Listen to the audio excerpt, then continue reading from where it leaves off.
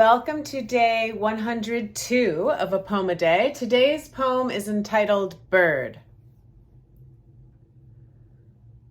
Lazy in bed, my mind unfed from the chaos of daily demand settling in, the drive to complete projects set out on a whim, just the mind full of the rain's steady fall, a water feature for the landscape of this weekend, taking this all in.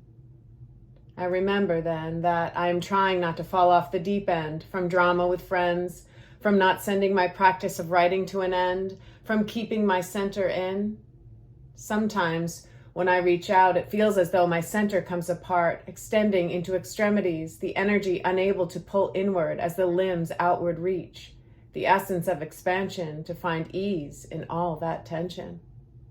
Like a bird perched on a wire, clawed feet tightly curled, like fists around the power line, while the feathered tail, a rudder fluttering to keep it upright, body balancing there, rocking forward and back, to and fro, as the wind blows, as the slightest shifts in air wiggle the line, realigning the plumb line of the upside down, turned around, tear-shaped torso, seed heart inside, beating, oscillating there, current surging between its little feet as it rests in its bird seat.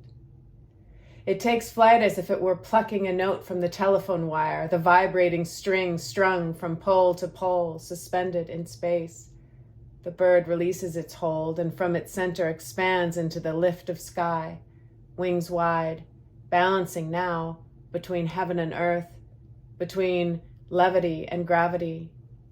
As its wings reach out, the seed-sized heart still beating inside.